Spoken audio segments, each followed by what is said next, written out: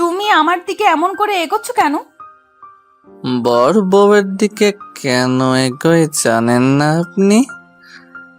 জানি, কিন্তু তুমি কি করতে চাইছো বলো। কারণ আমি আপনাকে আদর করতে চাই। আমার আদর চাই এখন। আমি তোমাকে বর হিসেবে মানি না, প্লিজ আমার কাছে এসো না। তোমাকে দেখে আমার ভয় লাগছে। আদর করলে তো ভয় একটু লাগবেই। আজকে যদি আদর করি, পরে আর ভয় লাগবে না। কাছে আসেন না ভাবি। ঈশান, আমি তোমার ভাবি হই, প্লিজ এরকম কিছু করো না, তাহলে আমার অনেক ভয় লাগবে। আমি তোমাকে অনেক বিশ্বাস করি, প্লিজ আমার সাথে এমন কিছু করো না। ভাবি হতেন, কিন্তু এখন আপনি আমার বউ। তাছাড়া আমি আপনাকে বউ হিসেবে মানি, তাহলে ভাবি হিসেবে মানব কেন? আর আপনি কি আমাকে বিয়ে করেছেন দেবর বলার জন্য? হ্যাঁ, আমি তোমাকে বর হিসেবে মানি না। তুমি একদম আমার সাথে উল্টাপাল্টা কিছু করবে না, তাহলে আমি সত্যি এখন চিৎকার করব আর কান্না করে দিব। বলবো তুমি আমার সাথে উল্টাপাল্টা কিছু করেছো। আপনার যা বলার আপনি বলতে পারেন, তাতে আমার কিচ্ছু যায় আসে না। এখন আপনি আমার বউ, আপনাকে আমি আদর করতে পারি। আর আপনি চিৎকার করলে তাতে খেয়েও আসবে না। সবাই ভাববে আপনি ব্যথা পাচ্ছেন, ওই জন্য চিৎকার করছেন। আচ্ছা, ভাইয়া কি আপনাকে আদর করেনি? নাকি যে আপনি ব্যথা পাবেন? নাকি আপনি এখনো ভার্জিন আছেন? আমার তো মনে হয় না। তার উপর আপনার যে সুন্দর ফিগার, আর যে হট দেখতে, আপনি বিয়ের আগে তো আপনার বয়ফ্রেন্ডের সাথেই সব হয়ে যাওয়ার কথা। ছি ঈশান, তুমি এসব কি বলছো? তুমি এগুলো বলতে পারলে আমাকে? আমি না তোমার ভাবি হই? তুমি এগুলো আমাকে নিয়ে কি করে চিন্তা করতে পারো? পারো না, প্লিজ। আপনি আমাকে যা ভাবার ভাবতে পারেন। তাছাড়া আপনি তো দেখতে সত্যি অনেক হট অ্যান্ড সেক্সি। তাছাড়া ভাইয়ার সাথে আপনার কিছু না হলেও আপনার তো বয়ফ্রেন্ড ছিল, তাই না? তাহলে তার সাথে কিছু হয়নি? ঈশান, আমি কিন্তু তোমার ভাবি হই।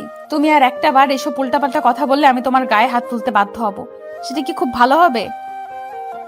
দেখেন, আপনি আমাকে যতই ভাবি বলে এড়িয়ে যাওয়ার চেষ্টা করেন, আমাকে দেবর সাজিয়ে দূরে সরিয়ে দেওয়ার চেষ্টা করেন, এখন তো আমি আপনার পর, তাহলে আপনি আমার থেকে দূরে সরে যাবেন কেন? আমি তো আপনাকে ভালোবাসি, এখন আপনার থেকে আদর পেতে চাই। তাহলে আপনি আমাকে আদর করতে দিবেন না কেন? নাকি আমি দেখতে খারাপ ভাবি বলেন? আপনি তো বলতেন যে বিয়েটা করে নিবেন, তাহলে এখন আপনি আমাকে মানতে চাইছেন না কেন? নাকি আমি কোনো বাজে কাজ করেছি যার জন্য আপনি আমাকে এমন করে দূরে সরিয়ে দিতে চাইছেন? ঈশান, আমি তোমার চিন্তা ভাবনা দেখে অবাক হয়ে যাচ্ছি। একে তো তুমি আমাকে নিয়ে এরকম বাজে চিন্তা ভাবনা পোষণ করো, তারপর এমন করে তুমি মাতলামি করতেছো। তুমি কি খেয়েছো আমাকে একটু বলবে? তোমার হাব ভাব দেখে আমার ভালো লাগছে না, তাই প্লিজ তুমি এমন কথা না বলে আমাকে বলো কি হয়েছে। আর তুমি তো বলেছিলে বিয়েটা করবে না, তাহলে হুটহাট বাসর ঘরে এসে এরকম করতে শুরু করেছো কেন? কি হয়েছে তোমার? নিজের বউয়ের থেকে কেউ দূরে সরে থাকতে পারে, আমিও পারবো না। তাছাড়া আপনাকে আমার প্রচন্ড পরিমাণে ভালো লাগে। আর আজকে আপনাকে পুরো আমার বউয়ের মতো লাগতেছে। বউয়ের মতো কি, আপনি তো আমারই বউ। তাছাড়া চিন্তা ভাবনা পোষণ করার কি আছে, এখনকার মেয়েরা তো এরকমই। আর ভাইয়ার সাথে তো আপনার সবই হওয়ার কথা, কারণ 3টা মাস আপনার সাথে ভাইয়ার বিয়ে হয়েছিল। হাহ, তাহলে আপনি কিভাবে ভার্জিন সেটা বলতে চাইছেন? তুমি আমাকে যেমনটা ভাবছো আমি অতটা বাজে মেয়ে নই। দেখো, তোমার ভাইয়া আমাকে বিয়ে করেছিল ঠিকই, কিন্তু সে অন্য কাউকে ভালোবাসতো। তোমার আব্বু তাকে ত্যায্য পুত্র করে দিয়েছিল দেখেই আমাদের বিয়ে দিয়েছিল। আমি বিয়ের 1 মাস পর জানতে পেরেছি তোমার ভাইয়া কারোর সাথে রিলেশনে আছে, কিন্তু তখনও আমাকে ইগনোর করে যেত।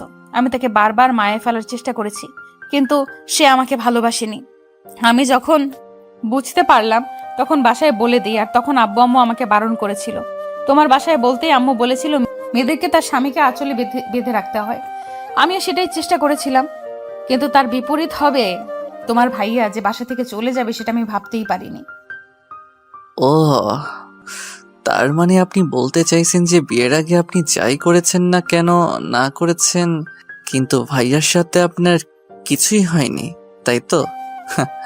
তাতে কি, বিয়ের আগে তো আপনার বয়ফ্রেন্ড ছিল, তাহলে আপনার বয়ফ্রেন্ড আপনাকে আদর করেনি? ঈশান, তুমি কিন্তু বাড়াবাড়ি করে ফেলছো। আমি তোমার থেকে সিনিয়র আর তোমার ভাবি, আর ভাবিকে তুমি এসব বাজে বাজে প্রশ্ন করতে পারো না।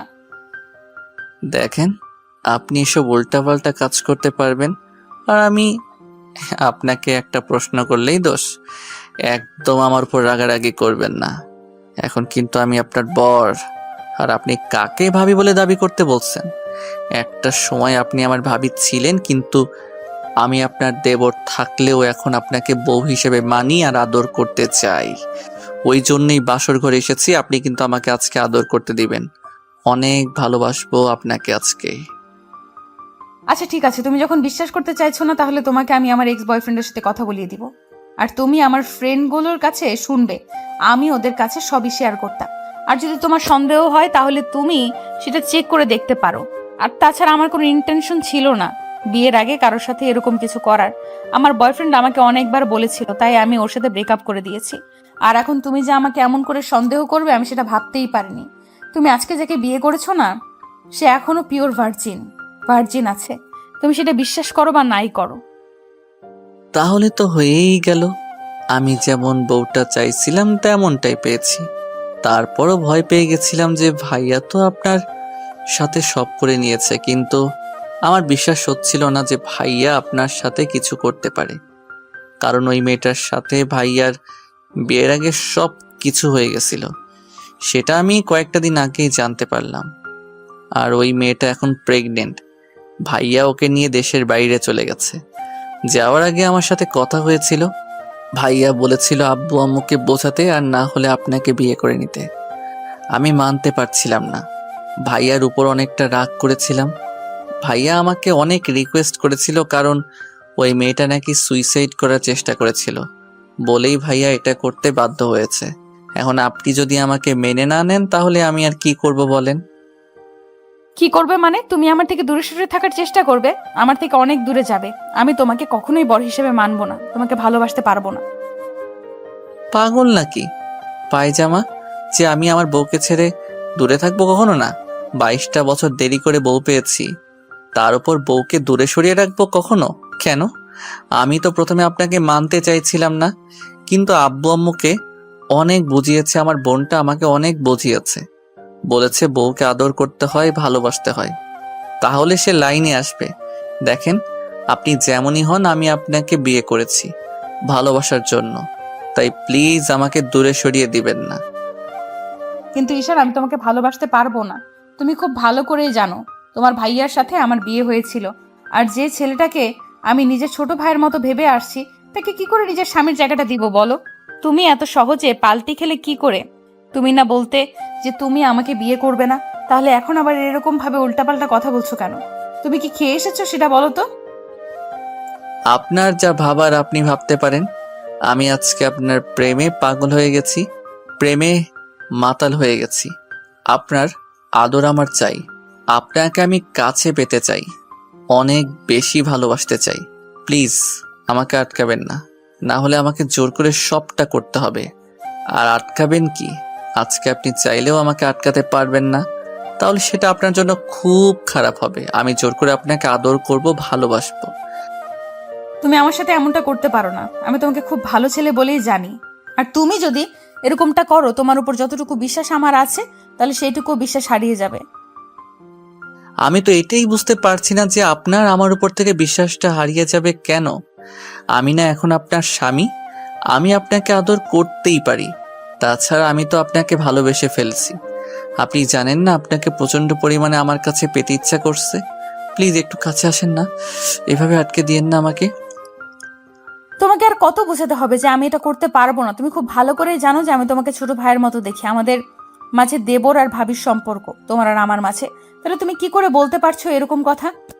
তুমি কেন বুঝতে চাইছো না যে আমি তোমাকে কখনোই স্বামীর অধিকারটা দিতে পারবো না? তুমি শুধু শুধু পাগলামি করে আমাকে বিয়েটাই করলে। তোমাকে আমি বোঝাতেই পারলাম না এসব সম্ভব না ঈশান। বারবার এসব কথা বলে আমাকে রাগিয়ে দিয়েন না প্লিজ। তারপর উল্টাপাল্টা কিছু একটা করে ফেললে তখন কিন্তু আপনারই খারাপ লাগবে। সেটা কি খুব বেশি ভালো হবে বলেন? আমি জানি আপনার কোথাও কোনো রিলেশন ছিল না, তাহলে কেন আমাকে স্বামী হিসেবে মেনে নিতে পারবেন না বলেন? কি সমস্যা আপনার আমাকে মেনে নিতে? বললামই তো, তোমার আমার মাঝে দেবর ভাবের সম্পর্ক ছিল, তাহলে কি করে মেনে নেব তোমাকে? আমি তো বলেই দিলাম এইসব মেনে নেওয়া সম্ভব না। তারপরেও তুমি কেন বুঝতে চাইছো না? তুমি বুঝতে পারছো না আমি তোমাকে ভালোবাসতে পারবো না, আর না তোমাকে নিজের সাথে মিশিয়ে নিতে পারবো। শুধু শুধু তুমি এই বিয়েটা করলে আর আমাকে এরকম একটা বাজে পরিস্থিতির মুখে ফেললে। তার মানে আপনি আমাকে কাছে পেতে চান না? আচ্ছা, ভাইয়ার মতো আমিও যদি আপনার থেকে হারিয়ে যাই তাহলে তখন কি করবেন আপনি? ঈশানের মুখে এমন কথা শুনে আদ্রিতা অসহায়ভাবে ওর মুখের দিকে তাকিয়ে রইল। আদ্রিতার মুখটা নিমেষের মধ্যে কালো হয়ে গেছে। ঈশান বুঝতে পারলো আদ্রিতার ভেতরে একটা খারাপ লাগা কাজ করছে। এমনিতেই প্রথমবার ভাইয়াকে বিয়ে করার পর যখন ওর ভাইয়া ওদেরকে ছেড়ে চলে গেছে, তখন আদ্রিতা অনেকটা আপসেট ছিল, অনেক কান্নাকাটি করেছিল। আদ্রিতার মুখটা কালো দেখে ঈশান বলতে লাগলো, সামান্য একটু কথাটা সহ্য করতে পারলেন না? তাহলে যদি সবসময় এরকম ইগনোর করে দূরে সরিয়ে দেন তখন আমিও আপনার থেকে দূরে সরে যাব। যদি ভাইয়ার মতো অন্য কারোর প্রতি আসক্ত হয়ে পড়ি সেটা মেনে নিতে পারবেন না। কখন আমাকে কাছে পাবেন না, তখন না শত চাইলেও আমাকে আর নিজের করে পাবেন না। ভালোবাসাটাকে আগলে রাখতে হয়, সেটা কি আপনি জানেন না? তাহলে ন্যাকামিটা করেন কেন? আদ্রিতা মাথা নিচু করে রইল। ঈশান দুলতে দুলতে একটা জায়গায় গিয়ে বসে পড়লো আর বলল, সত্যি করে একটা কথা বলেন তো, আমার কি দোষ ছিল এতে? আমার কি ইচ্ছে করে না নিজের বউকে ভালোবেসে কাছে টেনে নিতে, তাকে আদর করতে? নাকি তাকে কাছে পাওয়ার কোনো অধিকার আমার নেই বলেন? ঈশান, আমি জানি আমার দোষ এটাই যে আমি আপনার জুনিয়র, আপনার দেবর ছিলাম। আপনার থেকে আমার মাত্র 3টা বছরের ডিফারেন্স, তাহলে কেন আপনি আমাকে ভালোবাসতে পারবেন না? কি এমন অন্যায় করেছি আমি যার জন্য আপনি আমাকে স্বামীর অধিকার দিতে পারবেন না?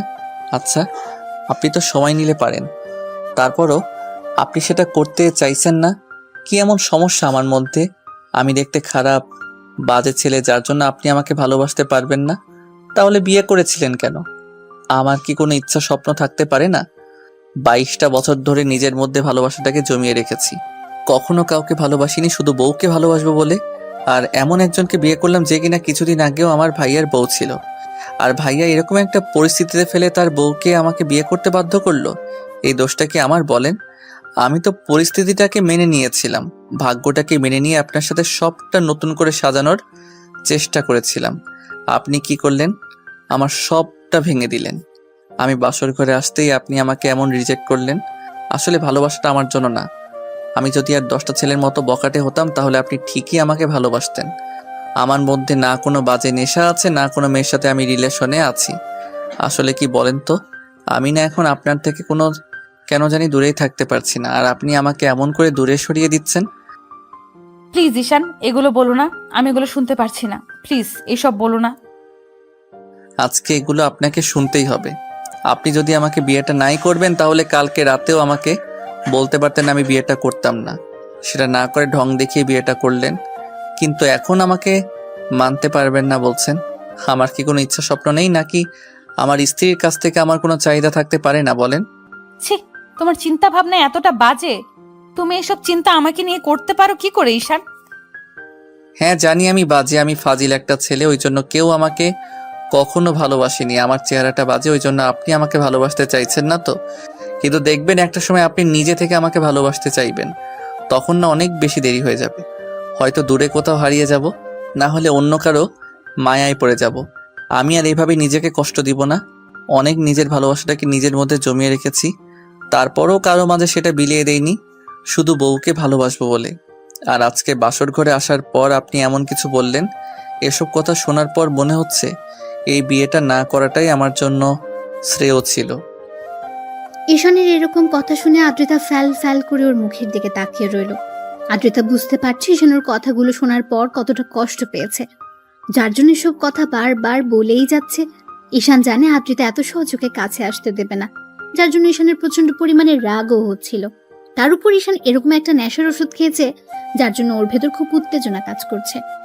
ঈশান একটা নেশার দৃষ্টিতে আদ্রিতার দিকে তাকিয়ে আছে, আর যদি ওকে বারণ করে চলেছে, তাই ঈশান বেশ কিছুক্ষণ ওর দিকে তাকিয়ে রইল। তারপর একটা সময় ওর অনেকটা কাছে চলে গেল। আদ্রিতা পেছাতে পেছাতে দেয়ালের সাথে ঠেকে গেল। ঈশান আদ্রিতাকে জোর করে কাছে টেনে নেয়। আদ্রিতা একদম ভয় পেয়ে চুপসে গেছে। ঈশান আলতো করে ওর ঠোঁটের উপর আঙ্গুল দিয়ে স্লাইড করে বলল, কোনো কথা নেই, আজকে রাতে শুধু আমি আর আপনি, আপনি আর আমি দুজন দুজনকে ভালোবাসবো। আপনি তো ভাইয়ার আদর পাননি, আজকে দেখবেন আমি আপনাকে কত ভালোভাবে আদর করে দিই। আপনার ভালো লাগবে, প্লিজ আমাকে আটকাবেন না। আর আমি তো আপনার স্বামী, কি করে আটকাবেন আমাকে? আমি জানি আপনি কখনো আমাকে আটকাবেন না। হ্যাঁ, এটা ঠিক যে মেনে নিতে সমস্যা হবে, তারপরও আজকে আদর করে দেখেন, আপনি আমাকে ভালোবাসতে শুরু করবেন। ঈশান প্লিজ আমার সাথে এমন করো না। তুমি জানো আমি তোমার ভাইয়ার বউ ছিলাম, তাহলে তুমি কেন আমার সাথে এমন মিসবিহেভ করছো? তুমি আমাকে একটু সময় দিবে না প্লিজ? এরকমটা করো না, আমি জানি তুমি এমনটা কখনো করবে না। কেন করব না? নিজের বউয়ের সাথে না করলে কার সাথে করব? আর আপনি বারবার ভাইয়ার কথা বলছেন। আপনি তো ভাইয়াকে ভালোবাসতেন না, ভাইয়ার ভালোবাসা পাননি। রিসেন্টলি আপনার ব্রেকআপ হয়েছিল, এই জন্য ভাইয়াকে জোরও করেননি আপনার সাথে কিছু করার জন্য।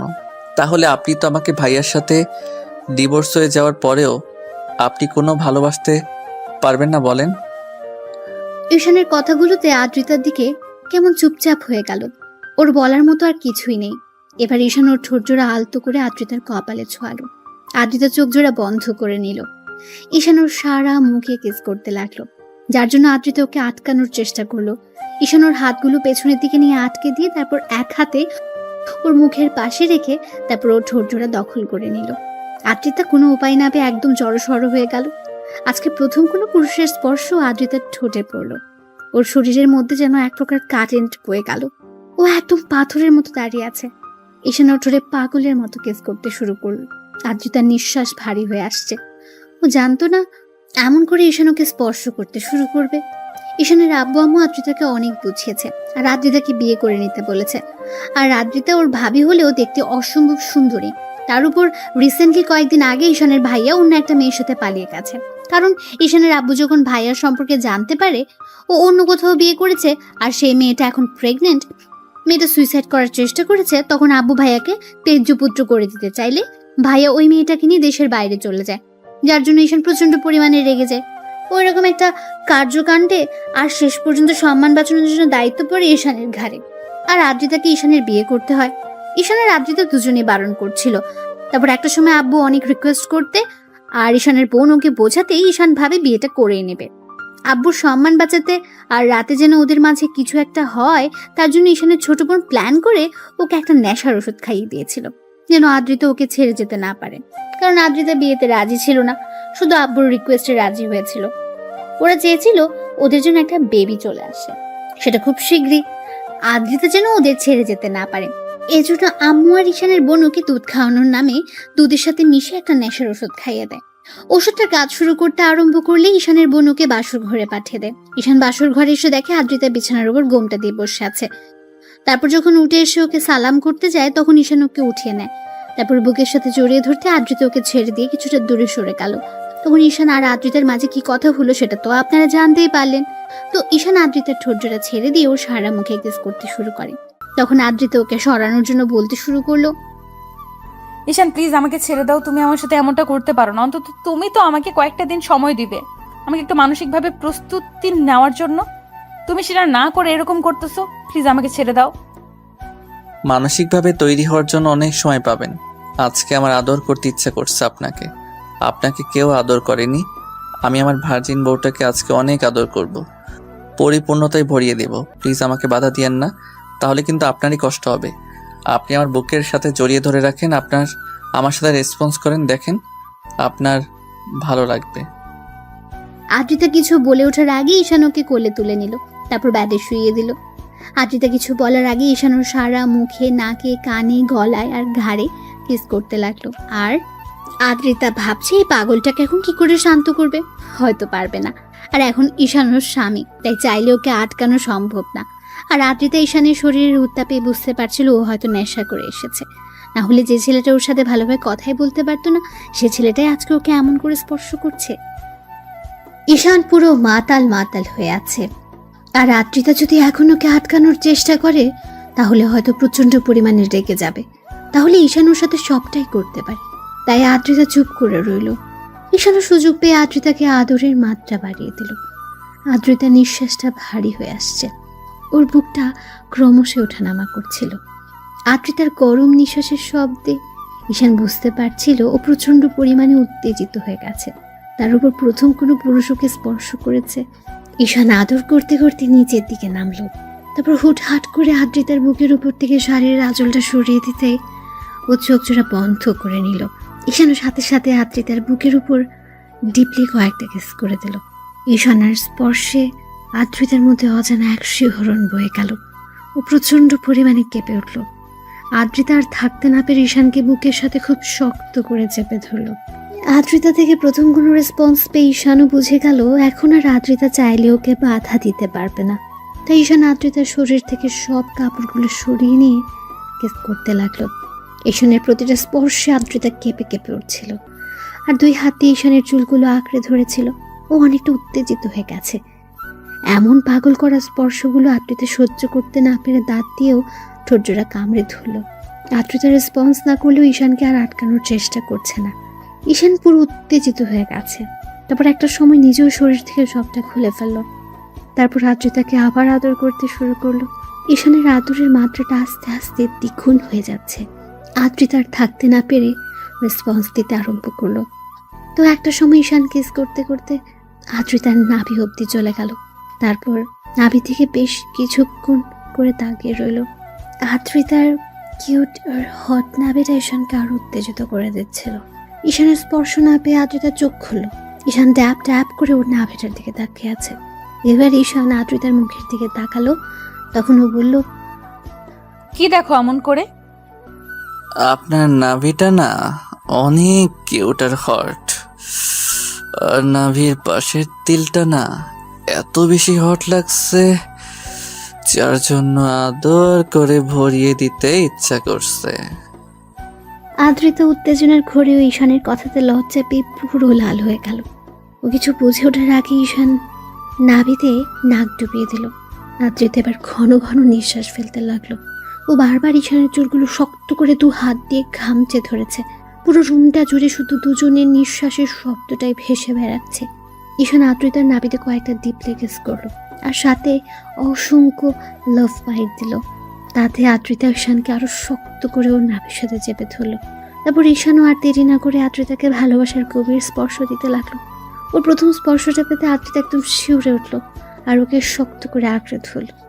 আদ্রিতার নখগুলো ঈশানের পিঠে বসে যাচ্ছে, সেদিকে ওর কোনো খেয়াল নেই।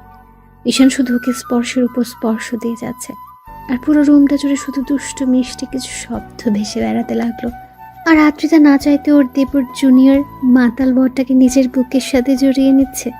তারপর একটা সময় ঈশান ক্লান্ত হয়ে আদ্রিতার বুকে মাথা দিয়ে ওকে জড়িয়ে ধরে ঘুমিয়ে পড়লো। আদ্রিতা কেমন যেন ওর মুখের দিকে তাকিয়ে রইল। তারপর দুজনের উন্মুক্ত শরীরের দিকে তাকিয়ে তারপর কোনো রকম একটা চাদর টেনে দিয়ে ঈশানকে ওভাবেই জড়িয়ে ধরে রেখে ওর চুলের মধ্যে এক হাত নিয়ে খেলা করতে লাগলো আর চোখের জল ফেলতে লাগলো। আদ্রিতা ভাবতেও পারেনি আজকে ওর লাইফে এমন কিছু ঘটে যাবে। ভেবেছিল ঈশান হয়তো ওর কথাটা মানবে, কিন্তু ঈশান নেশা করে আসছে সেটাও জানতো না। আর তারপর ওর সাথে এমন কিছু করবে সেটা ধারণারও বাইরে ছিল। আদ্রিতা সারাটা রাত আর ঈশানকে সরানোর চেষ্টা করছিল না। ওর মনে শুধু একটু আগে ঈশানের বলা কথাগুলো মনে পড়তে ভাবছিল, ঈশান তো ঠিকই বলেছে, ও তো এখন আমার স্বামী। আমি চাই বা না চাই ওকে আমার মেনে নিতেই হবে। আজকে হোক বা কালকে হোক, ও তো আমাকে ভালোবাসবেই। তাছাড়া ও আমার থেকে ওর এইটুকু ডিজার্ভ করতেই পারে, এটা সাধারণ বিষয়। তাহলে আমি কেন ওকে এরকম রিয়্যাক্ট করছি? এজন্যই কি ওকে মেনে নিতে পারছি না? কারণ ও আমার দেবর ছিল, আমার বরের ছোট ভাই ছিল। কিন্তু এখন তো ওই মানুষটার সাথে আমার কোনো সম্পর্ক নেই। যে আমাকে ঠকিয়েছে তার জন্য আমি অন্যের ভালোবাসাটা কেন নষ্ট করব? যে আমাকে কষ্ট দিয়েছে তার দেওয়া কষ্টটা আমি আরেকজনকে কেন দেব? হ্যাঁ, ওকে হয়তো মেনে নিতে কষ্ট হবে, কিন্তু আজকে ও যেটা জোরপূর্বক করেছে, এটা না করলে বুঝতেই পারতাম না স্বামী স্ত্রীর মাঝে এত ভালো মুহূর্ত থাকতেই পারে। তাছাড়া একটা স্বামী তার বউকে এরকম করে ভালোবাসতে পারে। আর যখন আমার কাছে আসলো তখন এত বেশি অস্বস্তি লাগছিল, তাহলে এখন এরকমটা হচ্ছে কেন? ও আমার বুকে শুয়ে আছে, তারপরও তো আমি ওকে সরিয়ে দিচ্ছি না। তাহলে কি আমি ওকে ভালোবাসতে পারবো?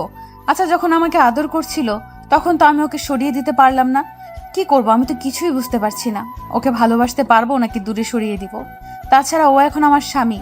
তার উপর আব্বু আম্মু আমাকে এত বেশি ভালোবাসে, নিজের মেয়ে ভাবে। আমি কি ওকে কষ্ট দিব? যার জন্য এরকম একটা পরিস্থিতিতেও এই বাড়িতে আবারও দ্বিতীয়বার বউ করে এনেছে। তাহলে কেন আমি ওকে মেনে নিতে পারবো না? এত ভালোবাসা যারা আমাকে দিয়েছে তাদের ছেলেকে আমি কি করে কষ্ট দিব? আদ্রিতা এরকম করে ভাবছিল, ওর চোখ দিয়ে পানি পড়ছে। ভাবতে ভাবতে অনেকটা রাত গভীর হয়ে যায়, আর আদ্রিতাও ঈশানকে বুকে নিয়ে ঘুমিয়ে পড়ে। পরদিন জানালার গ্লাস ভেদ করে ভোরের মিষ্টি রোদের আলো এসে আদ্রিতার মুখে পড়ল। আদ্রিতার ঘুমটা ভেঙে গেল। ও চোখ জোড়া খুলতে বুকের উপর কিছু ভারী একটা অনুভব করলো। দেখলো ওকে খুব শক্ত করে জড়িয়ে ধরেছে, আর বাচ্চাদের মতো ওর বুকে মুখ গুজে আছে। আদ্রিতার মুখে আপনা আপনি একটা হাসি ফুটে উঠল। আবার পরক্ষণে কালকে রাতের কথা ভাবতে ওর হাসি মাখা মুখটা লজ্জায় একদম লাল হয়ে গেল। খেয়াল করলো ঈশান ওকে এত শক্ত করে জড়িয়ে ধরে রেখেছে, যার জন্য মনে হচ্ছে ওর বুকের মধ্যেই ঢুকে যাবে। আদ্রিতা কিছুক্ষণ ওর মুখের দিকে তাকিয়ে রইল। আদ্রিতা বারবার কালকের রাতের কথা ভেবে লজ্জায় পুরো লাল হয়ে যাচ্ছিল, কারণ কালকে রাতে ঈশান ওকে এত এত বেশি আদর করেছে, যেটা আদ্রিতার কল্পনাতেও ছিল না। ঈশান ওকে এত বেশি গভীরভাবে স্পর্শ করেছিল যে মুহূর্তটাকে আদ্রিতা কখনোই ভুলতে পারবে না। আদ্রিতা খেয়াল করলো ঈশানের পুরো মুখে আর সারা শরীরে লিপস্টিকের অসংখ্য ছাপ, যেটা দেখে ওর বুঝতে বাকি রইল না কালকে রাতে কি একটা কাজ করে ফেলেছে।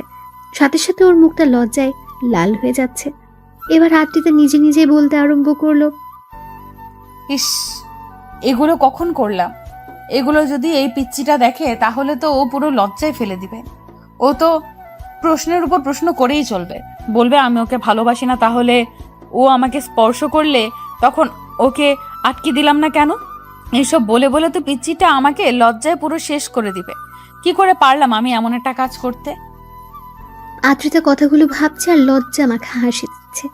আবার পরক্ষণে ওদের কয়েকদিন আগেরকার সম্পর্কের কথাটা ভেবে মুখটা কালো হয়ে গেল। আর কালকে রাতে ঈশান যে ওকে জোরপূর্বক কাছে টেনে নিয়েছে সেটা ভেবে আদ্রিতা কিছুক্ষণ চুপ করে রইল।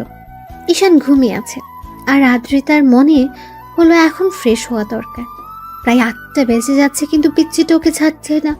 তাই আদ্রিতা ঈশানকে একটু ধাক্কা দিয়ে ডাকতে লাগলো, ঈশান, এই ঈশান ওঠো, অনেক বেলা হয়ে গেছে, এখন ছাড়ো আমাকে। আদ্রিতার ডাকাডাকিতে ঈশান তো উঠলোই না, বরং ওকে একটু ধাক্কা দিতে ঈশান চোখ মুখ কুঁচকে ওকে আরো শক্ত করে জড়িয়ে ধরলো। ঈশানের এমন কর্মকাণ্ডে আদ্রিতা এবার ফিক করে হেসে দিল। ঈশানের মুখটা একদম বাচ্চাদের মতো লাগছিল, তার উপর লিপস্টিকের অসংখ্য ছাপে মুখটা পুরো লাল হয়ে আছে। আদ্রিতা বারবার ওকে ডাকতে লাগলো। তখন ঈশান বলতে আরম্ভ করলো, আম্মু যাও তো, আমাকে একটু ঘুমাতে দাও না, আমার অনেক ভালো লাগছে এভাবে ঘুমাতে। এই ফাজিল, আমি তোমার আম্মু না, তোমার ভাবি। ছাড়ো আমাকে, তুমি ঘুমাও, আমাকে অন্তত যেতে দাও। ঈশান আর কোনো কথা বলল না, তাই আদ্রিতা ওকে জোর করে ছাড়িয়ে নিল। তখন ঈশান কিছু একটা খুঁজতে লাগলো। আদ্রিতা কোল বালিশটাকে এগিয়ে দিলে ঈশান কোল বালিশটা জড়িয়ে ধরলো। আদ্রিতা বিছানা ছাড়তে বুঝতে পারলো শরীরে কিছু নেই, তাই কোনো রকম একটা চাদর পেয়েছি, তারপর ওয়াশরুমে চলে গেল। আদ্রিতা ওয়াশরুমে গিয়ে কিছুক্ষণ বেসিনের সামনে দাঁড়িয়ে নিজেকে দেখতে লাগলো। আদ্রিতা খেয়াল করলো ওর ঘাড়ে আর গলায় অসংখ্য কামড়ের দাগ, যার জন্য ওর প্রচন্ড লজ্জা লাগছিল।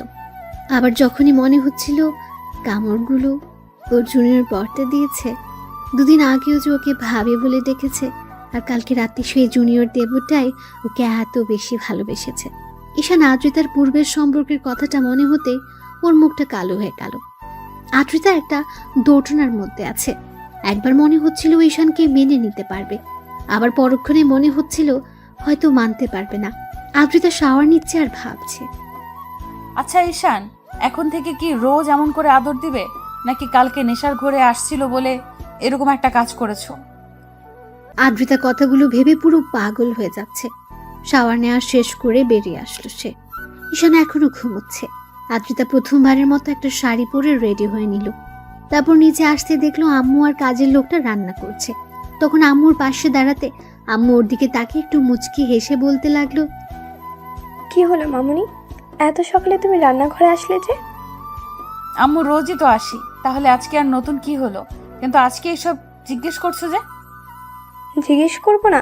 কালকেই তোমাদের বিয়েটা হলো আর তুমি আজকেই রান্নাঘরে চলে আসছো?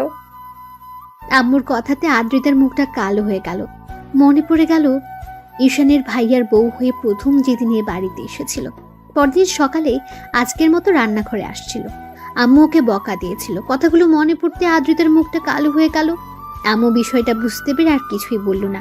আদ্রিতা বলতে লাগলো, আম্মু প্রথম দিন তো এইভাবেই রান্নাঘরে এসেছিলাম, তাহলে আজকে আবার নতুন কি হলো?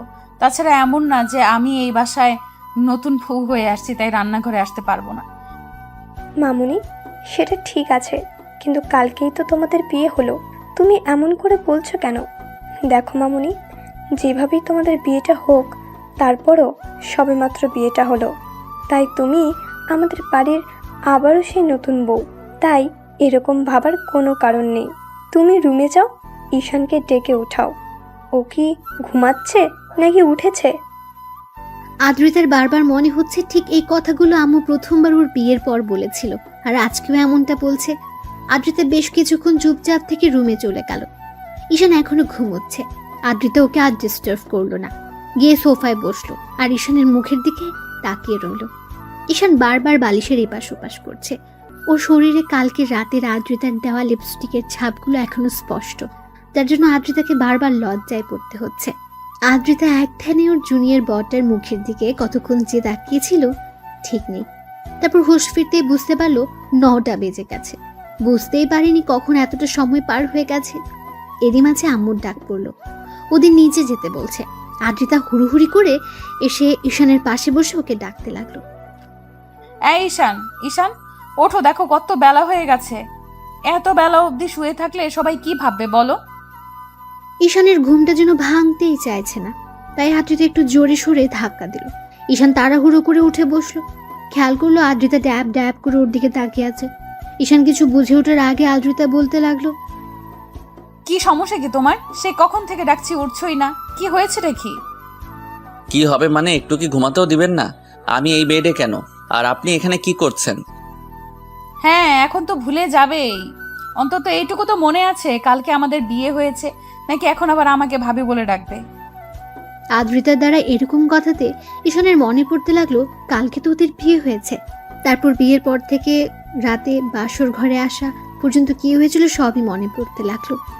এখনো ঈশানের মাথাটা ঝিমঝিম করছে। বেশ কিছুক্ষণ ওর ভাবি বউয়ের মুখের দিকে তাকিয়ে রইল। আদ্রিতা রাগী মুড নিয়ে বলতে লাগলো, কাল রাতে অনেক নাটক দেখিয়েছো, এখন আর কোনো নাটক দেখাতে হবে না। উঠো, যাও গোসল করে আসো, আম্মু আমাদের নিচে যেতে বলেছে। কেন গোসল করতে হবে কেন? ঢং না দেখিয়ে একবার ওয়াশরুমে গিয়ে নিজেকে আয়নায় দেখো, বুঝতে পারবে কেন গোসল করতে হবে। আদ্রিতার কথা বলে মুচকি হাসলো। তখন ঈশান নিজের শরীরের দিকে তাকালো, আর যেটা দেখলো সেটা দেখার জন্য মোটেও প্রস্তুত ছিল না। ঈশান চাদরটা একটু শরীরে থেকে সরিয়ে দেখলো অসংখ্য লিপস্টিকের ছাপ লেগে আছে, তার উপর শরীরে কিছুই নেই। ঈশান সাথে সাথে চাদর দিয়ে নিজেকে ঢেকে ফেললো। আদ্রিতা আবারও একটা ডেভিল হাসি দিতে ঈশান দৌড়ে ওয়াশরুমে ঢুকে গেল। তারপর ভ্যাসিনের সামনে দাঁড়িয়ে খেয়াল করলো ওর পুরো শরীরে লিপস্টিকের অসংখ্য ছাপ। ও পুরো লাল হয়ে আছে। ঈশান বলতে আরম্ভ করলো, আল্লাহ, কালকে রাতে কি একটা কাজ করে ফেলেছি। এসব কখন করলাম আমি? আর উনি বা আমার কাছে আসলো কখন? বিয়ে তো হয়েছিল সেটা মনে আছে, তারপর রুমে যখন আসলাম কেমন যেন মাথাটা ঝিমঝিম করছিল, তারপর তো আর কিছু মনে নেই। ঈশান অনেকক্ষণ যাবৎ মনে করার চেষ্টা করলো কিন্তু পারল না। তারপর শাওয়ার নিয়ে বের হতে খেয়াল করলো আদ্রিতা ওর জন্য ড্রেস নিয়ে বসে আছে। ঈশান আসতে দেখলে আদ্রিতা ড্যাব ড্যাব করে ওর দিকে তাকিয়ে আছে। ঈশান নিজের দিকে খেয়াল করলো ওর বুকের লোমগুলো থেকে পানি পড়ছে, যার জন্য আদ্রিতা ঘোর লাগা দৃষ্টিতে ওর দিকে তাকিয়ে আছে। ঈশান একটু লজ্জা পেয়ে গেল আর বলতে আরম্ভ করলো, কি দেখেন এমন করে? কি আর দেখবো, কালকে রাত্রি তো সবটাই দেখে নিয়েছি, আর তুমিও সবটাই দেখে নিয়েছো। এখন আবার নতুন করে কি দেখার আছে? মানে কি বোঝাতে চাইছেন কি আপনি? আমি কিন্তু কিছু করিনি। তুমিই করেছো, এখন নাটক করো না তো। আচ্ছা সত্যি করে একটা কথা বলো তো, কালকে রাতে কি খেয়েছিলে, কি হয়েছিল তোমার, ওরকম মাতলামি করছিলে কেন? আদ্রিতের মুখে এমন কথা শুনে ঈশান ধপাস করে বিছানায় বসে পড়লো। ওর মনে হতে লাগলো যে হয়তো কিছু একটা খেয়েছিল। ঈশান ভাবতে লাগলো কি খেয়েছিল। তারপর হুটহাট করে মনে হতে লাগলো যে রুমে আসার আগে ওর বোনকে 1 গ্লাস দুধ খাইয়ে দিয়েছিল। আর দুধের সাথে হয়তো কিছু একটা ছিল, কারণ দুধটা খাওয়ার পর থেকে মাথাটা কেমন ঝিমঝিম করছিল। ঈশানের মনে হতে লাগলো শেষ পর্যন্ত ছোট বোনের সাথে এমনটা করলো। তাই ঈশান বেশ কিছুক্ষণ বসে থেকে বলতে লাগলো, আসলে কালকে একটু ড্রিঙ্কস করেছিলাম, ওই জন্য হয়তো এরকমটা হয়েছে। ছি, কি বলো এগুলো? তুমি আবার ছাই পাশ খাওয়া শুরু করেছো কবে থেকে? দেখো, কালকে যেটা করেছো করেছো, ভুলেও কিন্তু আর এইসব খেয়ে আমার কাছে আসবে না। আদ্রিতা কথাগুলো রাগে মুড নিয়েই বলল, যার জন্য ঈশানের হুটহাট করে মনে হলো কালকে রাতে হয়তো ওদের মাঝে কিছু একটা হয়েছে। না হলে আদ্রিতা ওর সাথে কেমন অধিকার খাটাতে শুরু করেছে। তার উপর শরীরে লিপস্টিকের ছাপ দেখে ঈশান বুঝে গেছে কিছুটা একটা হয়েছে, কিন্তু খুব গভীর একটা সম্পর্ক ওদের মাঝে স্থাপন হয়েছে।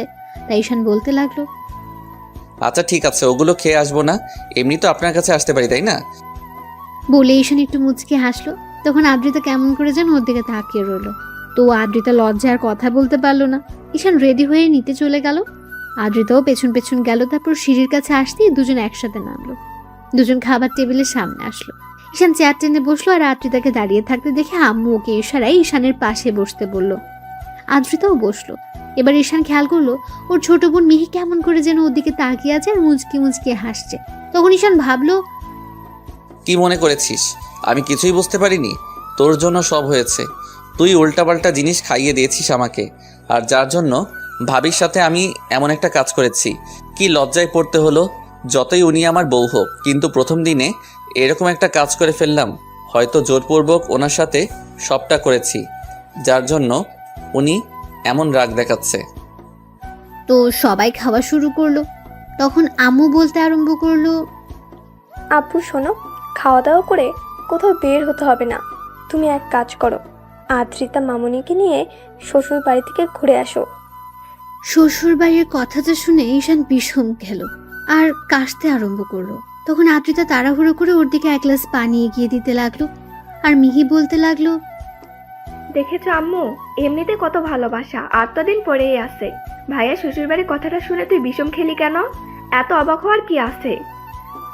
আদ্রিতা ঈশানকে পানি খাওয়াতে ব্যস্ত ছিল। ঈশান পানিটা খেয়ে মিহির দিকে রাগি চোখে তাকিয়ে রইল।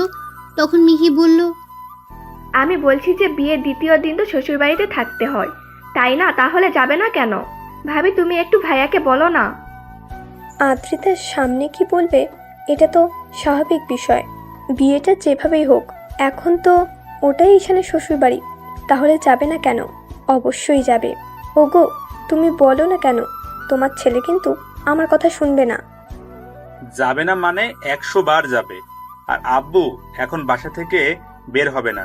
আমি খুব ভালো করে জানি বিয়ের জন্য তুমি এই কয়দিন বাসা থেকে বের হওনি, যার জন্য আশপাশ করছো। খাওয়া দাওয়া করেই হয়তো বেরোনোর চিন্তা ভাবনা নিয়েছো। কোথাও বেরোতে হবে না।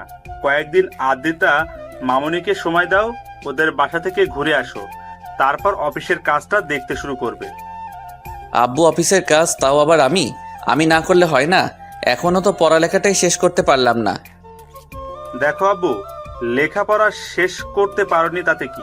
এখন তো তোমাকে এসব দায়িত্ব নিতেই হবে। তুমি ছাড়া আর কে আছে বলো দায়িত্ব নেওয়ার মতো? মিহি সবে মাত্র কলেজে পা রাখলো, ওকে কি দায়িত্ব দিব? আর একটা মেয়ে হয়ে এত দায়িত্ব কি করে নিবে? আব্বু, আমি তো বলিনি ছোট বোনকে সব দায়িত্ব দিতে। মেয়ে হয়ে কেনই বা এই দায়িত্ব নিবে? তাহলে সেটাই যেন হয়। তোমাকে আব্বু যেটা বলেছে সেটাই শোনো। আর ভাবিকে নিয়ে আজকে ঘুরতে আসবে, কেমন? আমরা খুব শীঘ্রই একটা পুচকে দেখতে চাই, যে আমাকে ফুপি বলে ডাকবে। মিহির এরকম বেফাস কথা শুনে ঈশান আবারও কাশতে আরম্ভ করলো। এবার আদ্রিতা লজ্জা পেয়ে দৌড়ে সেখান থেকে চলে গেল। তখন আম্মু বলতে আরম্ভ করলো, ফাজিল মেয়ে, সবার সামনে কিভাবে কথা বলতে হয় সেটা শেখনি, তাই না? আমি খারাপ আবার কি বললাম? আম্মু, তোমাদের কি ইচ্ছা করে না নাতি নাতনির মুখ দেখতে? তোমাদের না হয় ইচ্ছা করে না, কিন্তু আমার তো ফুপি হতে ইচ্ছা করে, তাই না? আম্মু, তোমার মেয়েটাকে একটু বোঝাও, কিসব উল্টাপাল্টা কথা বলতে শুরু করে দিয়েছে। ও তো ঠিকই বলেছে, আর কদিন এভাবে থাকবে।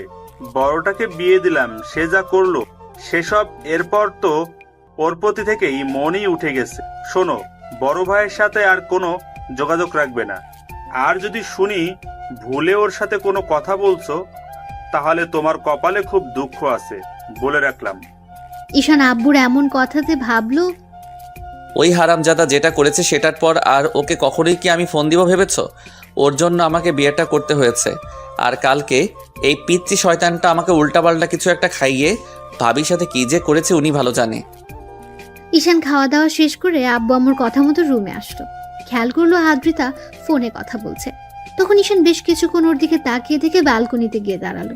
মনে হতে লাগলো ওর আব্বু আম্মুর সাথে কথা বলছে। তো ঘন্টাখানেক পর ঈশান রুমে আসতে দেখলো আদ্রিতা কি যেন একটা ভাবছে। তখন ঈশান বসে বলতে লাগলো, আপনার কি মনে হয় বাসায় যেতেই হবে? এখানে মনে হওয়ার কি আছে? আব্বু আম্মু অলরেডি ফোন করে দিয়েছে, বলেছে তোমাকে নিয়ে যেতে। এতে আবার মনে হওয়ার কি আছে? দেখো, আব্বু আম্মুর সামনে কোনো সিন ক্রিয়েট করবে না বা করো না। তাছাড়া বিয়েটা হয়েছে, মেনে নেওয়ার চেষ্টা করো। আদ্রিতার মুখ থেকে এরকম কথা শুনে ঈশান অবাক হয়ে ওদিকে তাকিয়ে রইল। তারপর একটু হেসে বলতে আরম্ভ করলো, এসব আমাকে না বলে নিজেকে বোঝান। আপনি ঠিক থাকলেই সব ঠিক। আমি জানি আপনার মেনে নিতে সমস্যা হবে, সেখানে উল্টো আমাকে বলছেন এগুলো। আপনি কি কখনো আমাকে মন থেকে স্বামী হিসেবে মেনে নিতে পারবেন বলেন? ঈশানের এরকম কথাতে আদ্রিতা মাথা নিচু করে নিল। তাই ঈশান আর ওকে বিব্রত করলো না। দুপুরে খাওয়া দাওয়া করে আদ্রিতাদের বাসার উদ্দেশ্যে বেরিয়ে পড়লো তারা। তারপর পৌঁছে কলিং বেল দিতে আম্মু দরজা খুলে দিলে। দুজনে আব্বু আম্মুর সাথে বেশ কিছুক্ষণ কথা বললো। আদ্রিতার আম্মু ওকে বললো ঈশানকে রুমে নিয়ে যেতে।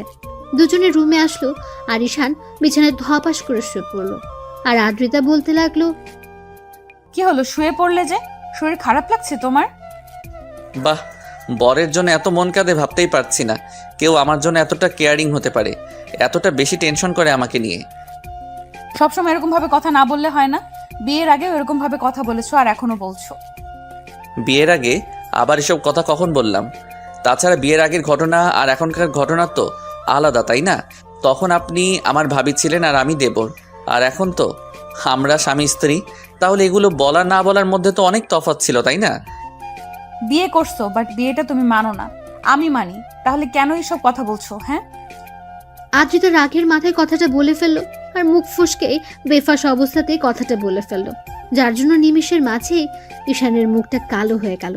ঈশান ভেবেছিল কালকে রাতে যেটা হয়েছে এরপর হয়তো আজকে ওকে এসব কথা বলাতে দূরে থাকে কখনো ইগনোর করতে পারবে না। এখন ঈশান না চাইলেও আদ্রিতা মনে প্রাণে চাইবে ও যেন আদ্রিতার কাছে এসে ওকে এমন করে ভালোবাসে। কিন্তু আদ্রিতার এরকম একটা কথা শোনার পর ঈশান ওর মুখের দিকে তাকিয়ে রইল। তারপর বলতে লাগলো, হ্যাঁ, ঠিকই বলেছেন। আমি চাইলেও তো আর হবে না, আপনাকে তো আমাকে মন থেকে মানতে হবে। জানি না মানতে পারবেন কি না। আদ্রিতাকে দেওয়ার মতো কোনো উত্তর নেই, তাই চুপ করে ওর মুখের দিকে কিছুক্ষণ তাকিয়ে রইল।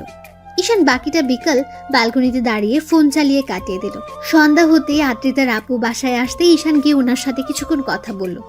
ওরা ঈশানকে অনেকক্ষণ যাবৎ বোঝালো আর বলল আদ্রিতা একটু রাগী, তাই ওকে মেনে নিতে সময় লাগবে। রাতে খাওয়া দাওয়া শেষ করে আবার কিছুক্ষণ আড্ডা দিয়ে ঈশান রুমে আসলো। তারপর খেয়াল করলো আদ্রিতা রুমে এসে শুয়ে আছে। ঈশান বেশ কিছুক্ষণ চুপ করে থেকে তারপর বিছানার একপাশে শুতে আদ্রিতা উল্টো পাশ ফিরে শুলো। আর আদ্রিতা ভাবতে লাগলো ঈশান এরকম কেন করছে। তারপর কিছুক্ষণ যেতে ঈশান নিজে নিজেই বলতে লাগলো, আপনি ওই দিক ফিরে শুয়ে আছেন কেন? আমার দিকে কি একটু তাকাতে পারেন না? নাকি খুব বেশি লজ্জা পাচ্ছেন আপনি? কেন তোমাকে দেখে লজ্জা পেতে হবে? কেন তুমি কি বাঘ নাকি ভাল্লুক যে লজ্জা পেতে হবে? লজ্জা না পেলে তো এভাবে উল্টো দিকে ঘুরে থাকতে না, তাই মনে হচ্ছে আপনি হয়তো লজ্জা পাচ্ছেন। আচ্ছা, সত্যি করে একটা কথা বলেন তো, আপনি ওই দিকে ঘুরে আছেন কেন? আর এখন তো আমি আপনার স্বামী, আপনি আমার কাছে আসতেই পারেন, আর আমি তো আপনাকে কাছে পেতেই পারি, তাই না? ঈশানের এরকম কথাতে আদ্রিতা কিছুক্ষণ চুপ করে রইল। একটা সময় ঈশান একটু এগিয়ে যেতে আদ্রিতা চোখ বড় বড় করে ওর দিকে তাকালো। তখন ঈশান ওকে আলতো করে জড়িয়ে ধরতে আদ্রিতা কেমন যেন নিজেকে ছাড়িয়ে নেওয়ার চেষ্টা করলো। তখন ঈশান বলতে লাগলো, কি হলো, নিজেকে ছাড়িয়ে নিলেন যে? এখন তো আমার অধিকার আছে, যেখানে আমি লজ্জা পাচ্ছি না আপনার থেকে জুনিয়র হয়ে, সেখানে আপনি কেন আমার থেকে দূরে সরে যাচ্ছেন? জানি না, তবে আমার কাছে এগুলো অস্বস্তি লাগছে, আমি এগুলো নিতে পারছি না। তারপরেও তুমি কেন এরকম করছো? আদ্রিতার প্রত্যেকটা কথাতে ঈশান প্রচন্ড পরিমাণে কষ্ট পায়। ও একটু আগাগোড়া ইমোশনাল, তাই কিছুক্ষণ চুপ করে থেকে একটু হাসার চেষ্টা করে বলল, কি বলছেন এগুলো? এখন তো আমি আপনার স্বামী, এখন আপনার অস্বস্তি লাগলেও সবটা সহ্য করে নিতে হবে। এমন না যে ভাইয়ার সাথে আপনার সব হয়েছে যার জন্য আপনি আমার কাছে আসতে পারবেন না। আপনার অস্বস্তি ফিল হবে। ভাইয়ার সাথে আপনার নামে মাত্র বিয়ে হয়েছিল, তাহলে সেই সম্পর্কটা ভুলে যেতে পারবেন না কেন? এমন না যে আপনার অন্য কারোর সাথে রিলেশন আছে যার জন্য আপনি এরকম করে আমাকে সবসময় দূরে রাখবেন। কি সমস্যা কি আপনার? ঈশানের এরকম কথাতে আদ্রিতা ঠাস করে ওর গালে একটা থাপ্পড় বসিয়ে দিল। সাথে সাথে ঈশান উঠে বসলো আর কিছুক্ষণ ওর দিকে তাকিয়ে থেকে আবার স্বাভাবিক হওয়ার চেষ্টা করে বলল, স্বামীর গায়ে হাত তুললেন শেষ পর্যন্ত? হ্যাঁ, হয়তো আপনার থেকে জুনিয়র, কিন্তু স্ত্রীর কাছে স্বামী কখনো জুনিয়র হয় না। তাহলে আপনি আমার গায়ে হাত তুলেন কোন অপরাধে? তোমার সাহস কি করে হয় এসব বাজে বাজে কথা বলার? তোমার কি মনে হয় আমি আর 10টা মেয়ের মতো বাজে যে বিয়ের পরও অন্য কারোর সাথে সম্পর্ক রাখবো? ছি, তোমার চিন্তা ভাবনা যে এতটা নীচ কালকে রাতেই সেটা আমি বসে বুঝতে পেরেছিলাম। কালকে হয়তো নেশার ঘরে এসব করেছো, কিন্তু আজকে যে সজ্ঞানে এগুলো করবে সেটা আমি ভাবতেও পারিনি। আপনি ভুল বুঝছেন কেন? আমি তো আপনার স্বামী। এসব কথা আমাদের মাঝে হতেই পারে। তাহলে আপনি এটা কেন মেনে নিতে পারছেন না? আচ্ছা, সত্যি করে একটা কথা বলেন তো, আপনি কি বিয়েটা মন থেকে মানতে পারেননি, নাকি আমি আপনার থেকে জুনিয়র বলে আপনি এখন আমাকে মেনে নিতে চাইছেন না? বলেন। ঈশানের কথাতে আদ্রিতার মনে পড়ে গেল কালকে রাতে তো ঈশান এসব কথা বলেছিল। তার উপর কালকে নিজে থেকে ঈশানকে আটকানোর চেষ্টা না করলেও নিজের অনিচ্ছা সত্ত্বেও ওকে নিজের সাথে জড়িয়ে নিয়েছিল। সারা রাত ওকে বুকের সাথে জড়িয়ে নিয়ে ঘুমিয়েছে। তাহলে আজকে একটা দিন যেতে না যেতে ঈশানের সাথে এরকম ব্যবহার করছে। আদ্রিতা ভাবছে ঈশান কি করে এসব বাজে চিন্তা করছে। আদ্রিতা চুপ করে আছে। ঈশান প্রচন্ড পরিমাণে খারাপ লাগলো। ও উঠে গিয়ে ব্যালকনিতে দাঁড়ালো আর চোখ জোড়া বন্ধ করতে দুফোঁটা অশ্রু গড়িয়ে পড়লো। আদ্রিতার মনে হতে লাগলো, না না, এসব আমি কি করছি? ওকে ভালোবাসতে পারি না, কিন্তু ওকে কষ্ট দেওয়াটা আমার পক্ষে অন্যায়। তাছাড়া ও হয়তো আস্তে আস্তে আমার প্রতি দুর্বল হচ্ছে, আর কালকে ও আমাকে বিয়ে করে নিয়েছে। আমি তো এখনো ওর স্ত্রী। তাহলে কি করে ওকে এমন করে গায়ে হাত তুলতে পারলাম? এত ভাবনা চিন্তার পরেও আজকে আমি ওর গায়ে হাত তুললাম। এটা আমি কি করলাম? কি করে করতে পারলাম? অর্ধেক রাত অব্দি ঈশান ব্যালকনিতে দাঁড়িয়ে কাটিয়ে দিল। তারপর রুমে এসে কোনো রকম বিছানার একপাশে শুয়ে পড়লো। সকালে ঈশানের ঘুম ভাঙতে খেয়াল করলো আদ্রিতা ওর বুকে মুখ গুজে শুয়ে আছে। এমন কিছু দেখে ঈশান অবাক হলো, ওর দিকে তাকিয়ে রইল। তারপর আদ্রিতার ঘুম ভাঙলো, দেখলো ঈশান ড্যাব ড্যাব করে তাকিয়ে আছে। আদ্রিতা তাড়াহুড়ো করে উঠে বসলো। ঈশান বলল, এত লজ্জা পাওয়ার কি আছে? নিজের স্বামীর বুকেই তো মাথা রেখে ঘুমিয়েছিলেন, তাহলে লজ্জা পাওয়ার কি আছে? দেখেন, এখন থেকে হয়তো আপনার একটু সমস্যা হবে আমাকে মেনে নিতে, কিন্তু আস্তে আস্তে ঠিক হয়ে যাবে। তাই এত লজ্জা পাওয়ার কিছু নেই। আদ্রিতা কিছু না বলে ওয়াশরুমের দিকে চলে গেল। ঈশান মুচকি মুচকি হাসতে লাগলো। এভাবে পুরো 5-6টা দিন ঈশান আদ্রিতার বাসায় ওর আব্বু আম্মুর কথাতে কাটিয়ে বাসায় ফিরলো। বাসায় ফিরে একটা দিন রেস্ট নিয়ে আব্বু ঈশানকে অফিসে যেতে বলল। তো পরদিন সকাল থেকে অফিসে যাবে ভেবে ঈশান তাড়াতাড়ি শুয়ে পড়ে। একটু পর আদ্রিতা এসে পাশে শুতে ঈশান ওর দিয়ে ফিরলো। সাথে সাথে আদ্রিতা একটু সরে যেতে গেলে ঈশান ওকে টান দিয়ে নিজের কাছে টেনে নিল। তারপর ওকে বুকের সাথে শক্ত করে জড়িয়ে ধরতেই আদ্রিতাকে ছাড়িয়ে নেওয়ার চেষ্টা করলে ঈশান বলতে লাগলো, ভালো না বাসতে পারেন, ইগনোরটা অন্তত করিয়েন না। সেদিন রাতের পর থেকে আমি আপনার স্পর্শগুলো এখনো ফিল করতে পারি। আপনি আমাকে ভালো না বাসেন, কিন্তু আমি আপনাকে যেমন করে ভালোবাসতে চাই আমাকে তেমন করে সুযোগ দেন। আমি কি সেই সুযোগটা পাবো না আপনার থেকে? আদ্রিতা তারপর ঈশানকে ছাড়িয়ে নেওয়ার চেষ্টা করলো। ঈশান বুঝতে পারলো ওর অস্বস্তি ফিল হচ্ছে, তাই ঈশান ওকে ছেড়ে দেয়। আদ্রিতা কিছুক্ষণ ওর দিকে তাকিয়ে থেকে বিছনা ছেড়ে উঠে গেল। এবার ঈশানের নিজের উপরে রাগ হচ্ছিল। তখন উঠে ওয়াশরুমে গিয়ে চোখে মুখে পানি দিল। তারপর বাসা থেকে বেরিয়ে যেতে গেলে আদ্রিতা ওকে কয়েকবার ডাকলো। ঈশান দাঁড়ালো না। খুব রাগ হচ্ছে আজকে। যে মেয়েটাকে বিয়ে করলো সে হয়তো ওর ভাবি ছিল, কিন্তু এখন তো ওর বউ। তাহলে আব্বু আম্মুর কথা দিয়ে তাকে মেনে নেওয়ার চেষ্টা করাটা কি ওর জন্য অপরাধ ছিল? কথাগুলো ভাবতে খুব রাগ হচ্ছিল।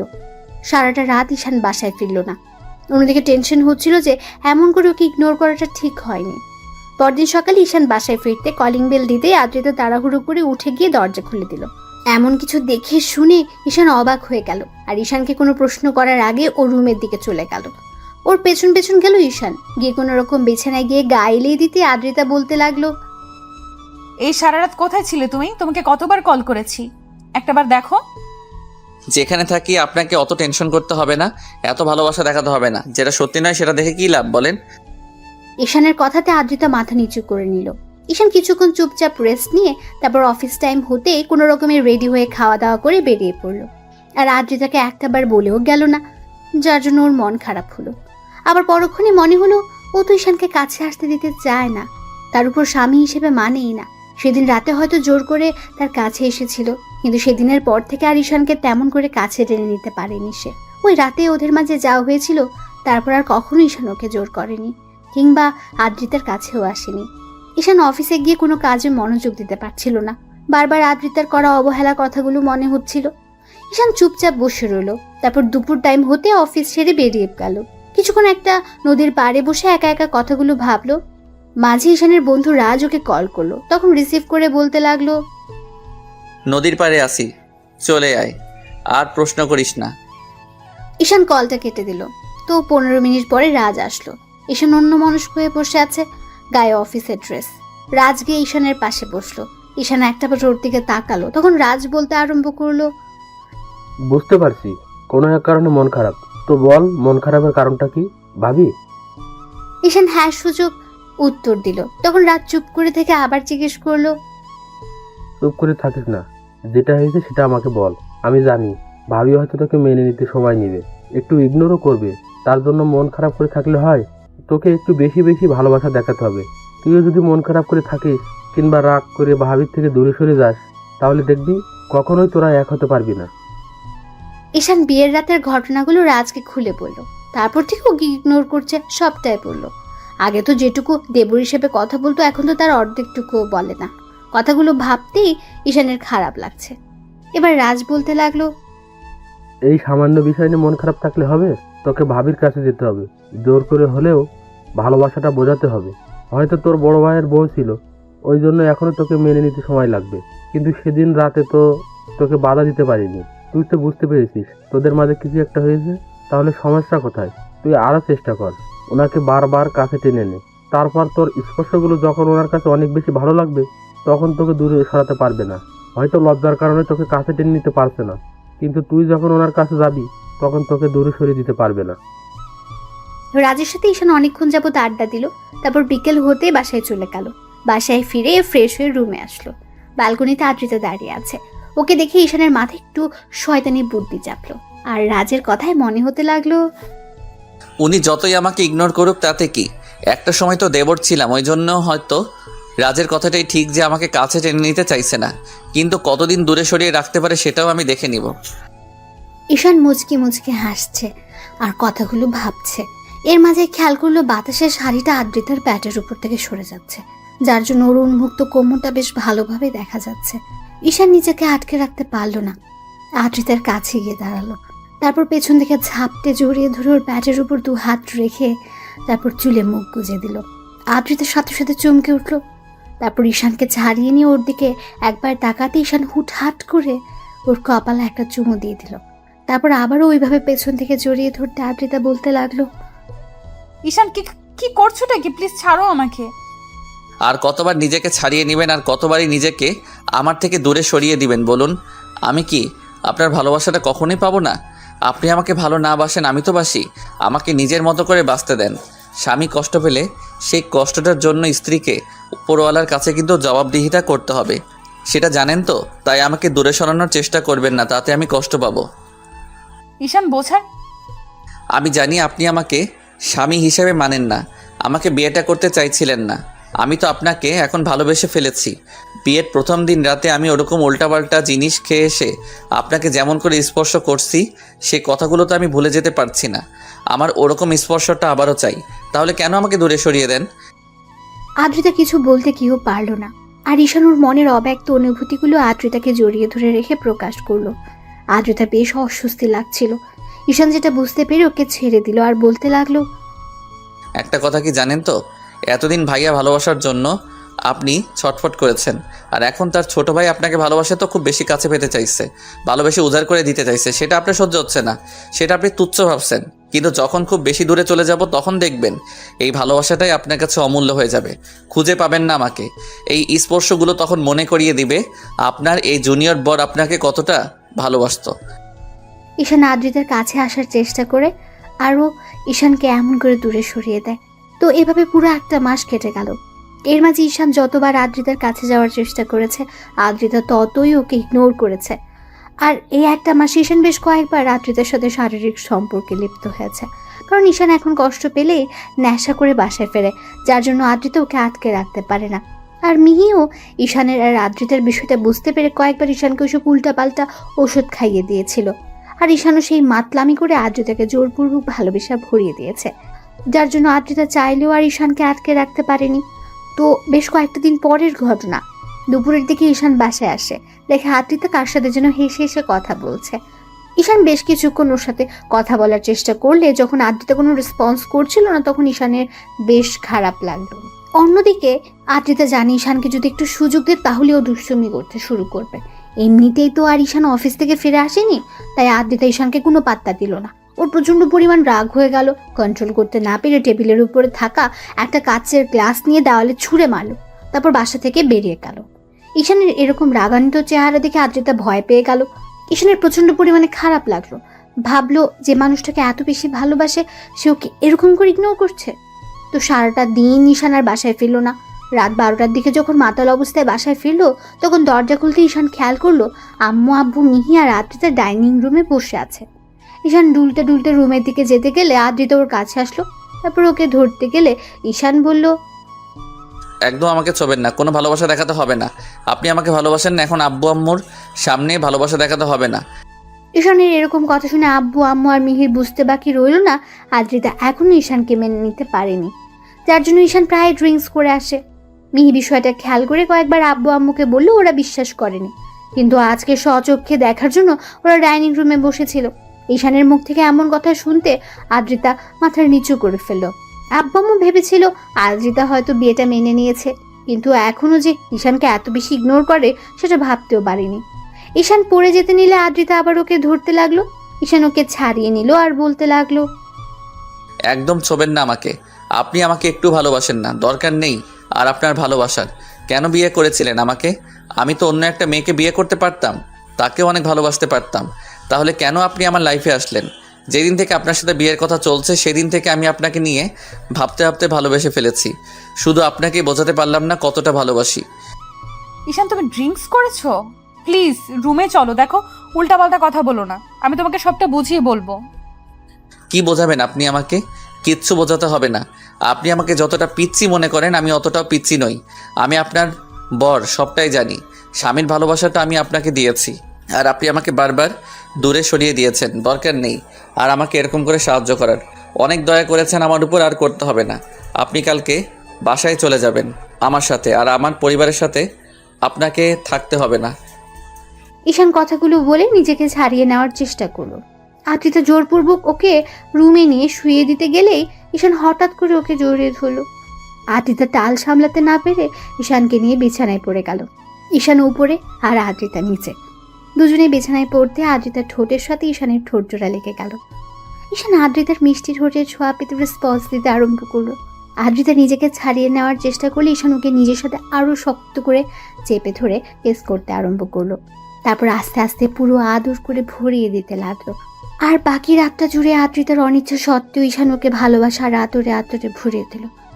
তো পরদিন সকালে উঠে ঈশান ফ্রেশ হয়ে নেয়, তারপর নেশা কাটলে রাতের কথা মনে পড়তে নিজের ভেতর খারাপ লাগা কাজ করে।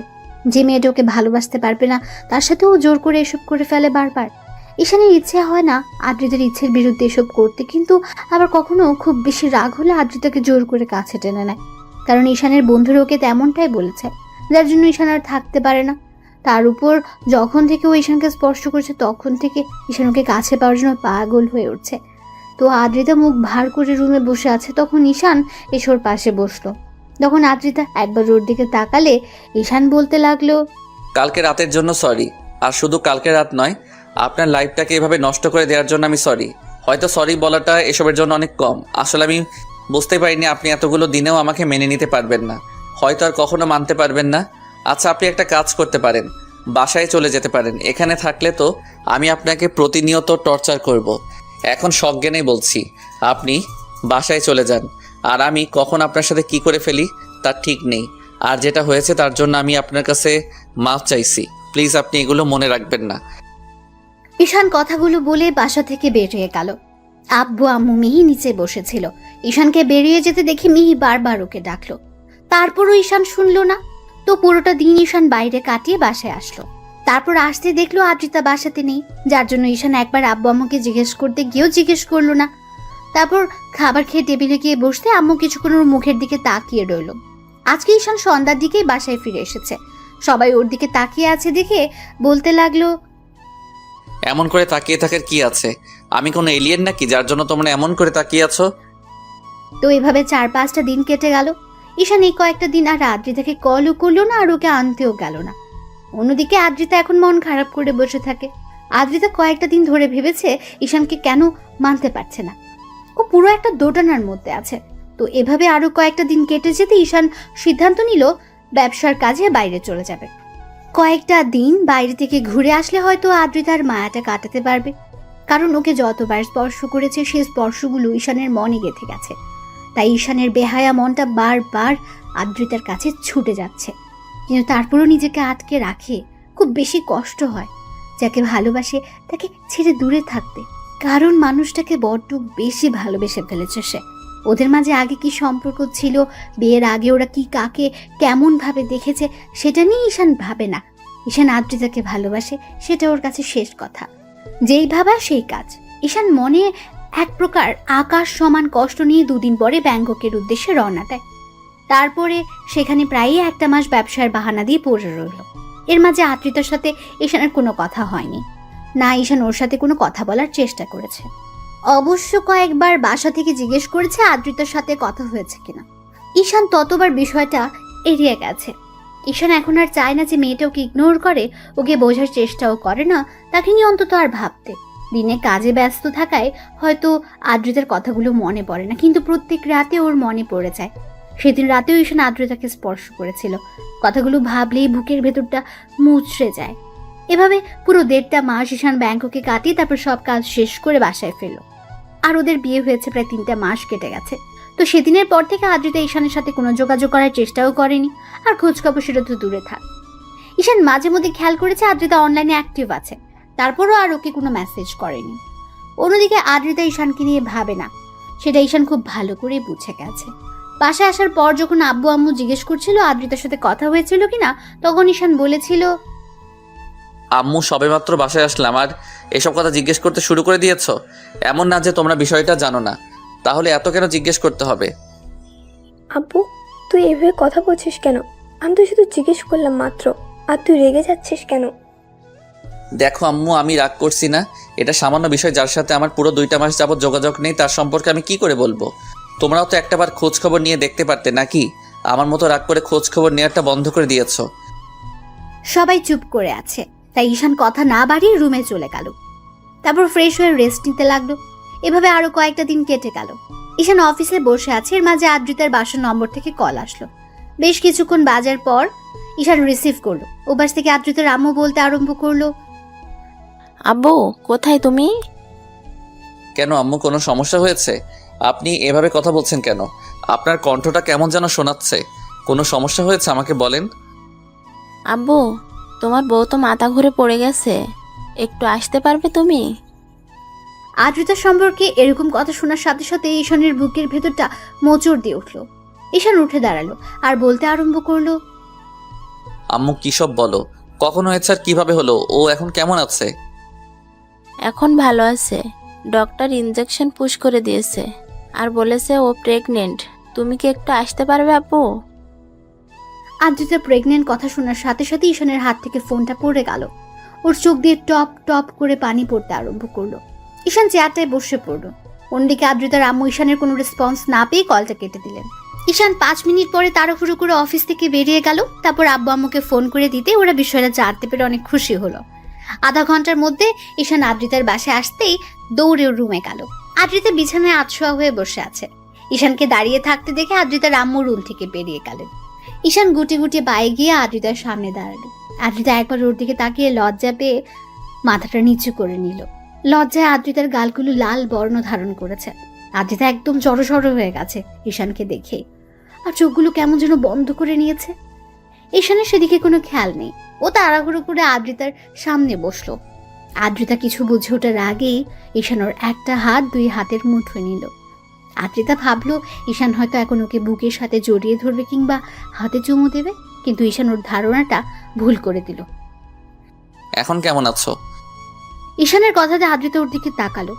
খেয়াল করলো ঈশানের চোখে পানি টলমল করছে। লজ্জা আদ্রিতা মাথা নেই। হ্যাঁ সূচক উত্তর দিতে ঈশান আবার বলতে লাগলো, জানি আমার সাথে কথা বলার কোনো ইচ্ছা আপনার নেই, কিন্তু দেখো আমি তো কোনো অন্যায় করিনি, তোমাকে ভালোবেসেছি। আর এই বেবিটা তো তোমার আমার দুজনেরই, তাই না? আমি বুঝতে পারছি না কি বলবো। এই সিচুয়েশনে আমার না খুব কষ্ট হচ্ছে আর প্রচণ্ড পরিমাণ ভয়ও লাগছে। মনে হচ্ছে তুমি এই বেবিটা নিয়ে খুশি নও। ঈশানের এরকম কথা শুনে আদ্রিতা অসহায়ভাবে ওর দিকে তাকালো। আচ্ছা, রাগ অভিমান যদি তোমার আমার উপর থাকে সেটা আমার উপর দেখিও, তারপরও ভুলেও এই বেবিটার কোনো ক্ষতি করো না। ও তো আমার একার বেবি নয় বলো, তোমারও। তাই প্লিজ ওর কোনো ক্ষতি করো না। আর আমি কথা দিচ্ছি, তুমি ওকে যদি রাখতে না চাও তাহলে ও পৃথিবীতে আসার সাথে সাথে আমি তোমার কাছ থেকে ওকে নিয়ে অনেক দূরে চলে যাব। তারপর আমার বেবিটার কোনো ক্ষতি করো না প্লিজ। ঈশান কথাগুলো বলেই কান্না করে দিল। ওর চোখ দিয়ে অনবরত পানি পড়ছে। আদ্রিতা ভাবতেও পারেনি এমন একটা দিনে ঈশান এমন একটা কথা বলবে। ওর এমন কথা শুনে আদ্রিতা অবাক হয়ে গেল। তারপর বলতে আরম্ভ করলো, ঈশান, এসব কি বলছো তুমি? আমি বেবির ক্ষতি করে দিব মানে? তুমি আমাকে এতটা বাজে ভাবতে পারছো? ছি, তুমি এসব কি করে বলতে পারছো? আপনি তো আমাকে স্বামী হিসেবে মানেন না, এই বিয়েটাকেই মানেন না। আজকে 3টা মাস হয়ে যাচ্ছে, আপনি একটাবার নিজে থেকে আমার খোঁজ খবর নেননি। 2টা মাস হয়ে গেল, আমাদের মাঝে কোনো যোগাযোগ নেই। আমি জানি আপনি আমাকে স্বামী হিসেবে মানতে পারেননি, ওই জন্য আমার থেকে দূরে সরে থাকার চেষ্টা করছেন। আমি একবার বলতে আপনি বাসায় চলে আসছেন, কিন্তু দেখেন 1টা মাস তো আমার সাথে ছিলেন। আর এই বেবিটা যে আমার, আমি এটা খুব ভালো করে জানি। তাছাড়া আপনি যে ওকে মন থেকে মানতে পারবেন না সেটা আমার জানতে আর বাকি নেই। তাই প্লিজ অন্তত ওর কোনো ক্ষতি করিয়েন না। ছি ঈশান, তুমি এসব কি বলতে চাইছো? তোমাকে আমি মেনে নিতে পারিনি কিংবা বিয়েটা মন থেকে মানতে পারিনি, তার জন্য আমাদের বেবিটাকে আমি নষ্ট করে দেব? ওকে আমি কষ্ট দেব? তুমি এতটা বাজে আমাকে ভাবতে পারলে? না মানে আসলে আমি ভেবেছিলাম আপনি এই বেবিটা। ঈশান কথাটা শেষ করার আগে আদ্রিতা ওর মুখটা হাত দিয়ে আটকে দিল আর কান্না করে দিয়ে বলতে লাগলো, প্লিজ ঈশান, আর এরকম বাজে কথা বলো না। এইসব বললে আমার খারাপ লাগছে। তুমি এতটা বাজে আমাকে ভাবতে পারছো? ছি, আমার ভাবতেই অবাক লাগছে। তুমি আমার স্বামী হয়েও আমাকে এইরকম একটা কথা বলতে পারছো? আমি তো তোমার অপেক্ষাতে ছিলাম, ভেবেছিলাম তুমি এসে আমাকে এখান থেকে নিয়ে যাবে। আমি যোগাযোগ করতে পারছিলাম না, রাগ করে ফোনটা ভেঙে দিয়েছিলাম, কারণ তুমি আমাকে এত ভালোবাসার পরেও তোমার ভালোবাসাটা আমি বারবার দূরে সরিয়ে দিয়েছিলাম। আমি 1 মাস যাবৎ শুধু তোমাকে নিয়েই ভেবেছি। ভাবতে ভাবতে তোমার প্রতি আমার ভালোবাসার সৃষ্টি হয়েছে। তারপর যখন তোমার ভালোবাসাটা বুঝতে পারলাম, তখন বাসায় বারবার কল করেছিলাম, কিন্তু তোমার কথা ভয়ে ওদেরকে বলতে পারিনি যে ওরা হয়তো আমার উপর রাগ করবে। এমনিতেই সবটা জানার পর ওরা আমার সাথে কথা বলতো না। একটা বার কেউ আমাকে নিতে আসেনি। হ্যাঁ, এইটা আমার দোষ। তাই বলে এরকম না যে আমি তোমাকে মানতে পারিনি বলে আমার বেবিটাকেও মানতে পারবো না। আমি স্বামীর ভালোবাসা ছাড়া কতটা কষ্টের 1টা মাস পার করেছি। যখন তুমি আমাকে স্পর্শ দিয়েছ, হয়তো মন থেকে মানতে পারিনি, কিন্তু শেষ 1টা মাস আমি বুঝতে পেরেছি তোমার ভালোবাসাটা আমার লাইফে কতটা প্রয়োজন। তার মানে আপনি। ঈশান কথাটা বলে শেষ করতে পারলো না। তার আগে আদ্রিতা ঈশানকে ঝাপটে জড়িয়ে ধরে কান্না করে দিল আর বলতে লাগলো, হ্যাঁ, আমি আমার সেই জুনিয়র মাতাল দেবর বরটাকেই ভালোবেসে ফেলেছি। আর এত ভালোবাসি যার জন্য তার অস্তিত্বটা আমার মাঝে একটু একটু করে বেড়ে উঠছে। আমি কি করে তাকে কষ্ট দিব বলো? তুমি প্লিজ আর কখনো এসব কথা বলো না জান। এর মাঝে আব্বু আম্মু দরজায় এসে দাঁড়ালো। ঈশান একবার দরজার দিকে তাকিয়ে থাকে, বুকের সাথে খুব শক্ত করে জড়িয়ে নিল। ভাবলো এখন রাগ অভিমান করে থেকেই বা কি লাভ? তাছাড়া যখন বুঝতে পেরেছে তাহলে ওকে কষ্ট দিয়ে বা কি লাভ? তার উপর যদি এখন এসব কিছু বলে তাহলে আব্বু আম্মু এ নিয়ে কথা বাড়াবে। তাই ঈশান ওকে জড়িয়ে ধরে বলতে লাগলো, সরি পাগলি বউ, ভুল করেছি তোমাকে কষ্ট দিয়ে। এসব আর কখনো বলবো না। ভয় পেয়ে গেছিলাম, ভেবেছিলাম তুমি সবসময় আমার সাথে যেভাবে মিসবিহেভ করবে, আমাকে দূরে সরিয়ে দিবে, কিন্তু ভাবতে পারিনি যে আমার দূরে সরে যাওয়াতে তুমি আমাকে এত বেশি ভালোবাসতে পারবে। আর ফিরে এসে আমি আমার অস্তিত্বটা তোমার মাঝে খুঁজে পাবো। ঈশান কথাটা বলে শেষ করতে পারলো না। তার আগে আদ্রিতা ওকে ছেড়ে ওর মুখের 2 পাশে হাত রেখে ও সারা মুখে কিস করতে লাগলো। আব্বু আম্মু ওদের দিকে তাকিয়ে ওদের দেখে মুচকি মুচকি হাসছে। তখন ঈশান বলতে আরম্ভ করলো, এই পাগলি কি হচ্ছে এগুলো? দেখো আব্বু আম্মু বোন, তোমার আব্বু আম্মু পর্যন্ত তাকিয়ে আছে, ছাড়ো এখন। ঈশানের এরকম কথা শুনে আদ্রিতা দরজার দিকে তাকিয়ে পুরো লজ্জায় লাল হয়ে গেল। তারপর ঈশানের বুকে মুখ গুজে দিয়ে ওকে ঝাপটে জড়িয়ে ধরলো। ঈশান একটু ইশারা করতে মিহি বলতে লাগলো, আব্বু আম্মু আঙ্কেল আন্টি এখন চলো আমরা এখান থেকে যাই। এখানে থাকাটা ভালো হবে না, ওদের একটু একা থাকতে দেই। তো 5 বছর পরের ঘটনা। ঈশান ব্যালকনিতে দাঁড়িয়ে আছে, এর মাঝে কেউ একজন এসে ওর একটা হাত ধরে বলতে লাগলো, বাবাই বাবাই, মামুনি কি রুমে আছে? কারো আধো আধো কণ্ঠে কথা শুনে ঈশান খেয়াল করলো তন্নি গুটি গুটি বাই ওর দিকে এগিয়ে আসছে। ঈশান পিছিটা সামনে হাঁটু কেড়ে বসে ওর গালটা টেনে দিয়ে কপালে একটা চুমু দিয়ে বলতে লাগলো, কেন মামুনি, কি হয়েছে? তুমি তোমার মামুনিকে খুঁজছো কেন? না মানে আমি না একটা কথা শুনেছি জানো তো বাবাই। কি কথা আমার পিচ্চি বড়িটা? আমি বলবো কিন্তু তুমি মামুনিকে বলবে না কেমন? না হলে মামুনি আমাকে বোকা দেবে। আচ্ছা বলো, বলবো না, তুমি আমাকে বলো। বাবাই আমি শুনেছি আম্মু নাকি তোমার থেকে সিনিয়র। ঈশান তন্নির কথাতে একটা মুচকি হাসি দিয়ে ওর গালে একটা পাপ্পি দিয়ে ওর গলাটা জড়িয়ে ধরতে ঈশান ওকে আলতো করে জড়িয়ে ধরে বলতে লাগলো, হ্যাঁ মামুনি, সেটা ঠিক আছে, কিন্তু তোমাকে এসব কথা কে বললো? মামুনি যেদিন বলেছিল আর তোমাকে বলতে বারণ করেছিল, ওই জন্য আমি বারণ করলাম যেন মামুনিকে তুমি না বলো। বাবা মেয়ে মিলে এখানে লুকিয়ে কথা বলা হচ্ছে শুনি। কি কথা বলা হচ্ছে শুনি? আমাকে রেখে কি সব বলা হচ্ছে? বাবা চুপ করো, মামুনি এসে গেছে, কখনো কিন্তু এসব বলবে না, আর যদি বলো তাহলে বলবো আমি এগুলো বলিনি, কেমন? তন্নি আব্বুকে ছেড়ে দিয়ে দৌড়ে চলে গেল আর আদ্রিতা ওর দিকে তাকিয়ে রইল। এবার ঈশান উঠে এসেই ওর সামনে দাঁড়াতে আদ্রিতা ঈশানের চোখে চোখ রাখলো। ও আদ্রিতার দিকে ড্যাব ড্যাব করে তাকিয়ে আছে দেখে বলল, এই এমন করে তাকিয়ে কি দেখো শুনি? কথা শেষ করতে পারলো না। ঈশান ওর কোমর জড়িয়ে ধরে নিজের সাথে মিশে নিল। তখন আদ্রিতা একটা রাগী মুড নিয়ে বলল, এই তোমার মতলব কি? এই ভর দুপুরে কি শুরু করলে আবার? এমন করে তাকিয়ে আছো কেন তুমি? আমার বউটাকে দেখছি, তাতে তোমার কি? আর এমন করে তোমাকে কেন কাছে টেনে নিচ্ছি বুঝতে পারছো না? এখন আমার আদর আদর পাচ্ছে। আর তন্নি সেদিন বলছিল ওর পুচকে একটা ভাই আসবে কবে, সেজন্য ভাবছিলাম যে খুব শীঘ্রই ওর ভাইটাকে আনার ব্যবস্থা করব। আদ্রিতা রাগ করবে কি ঈশানের এরকম কথাতে লজ্জায় পুরো লাল হয়ে গেল।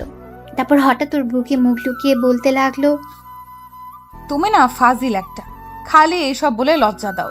তার উপর জানো এসব বললে আমার প্রচন্ড পরিমাণে লজ্জা লাগে, আর তুমি সেগুলোই করো। তোমাকে লজ্জায় ফেলতে তো আমার ভালোই লাগে।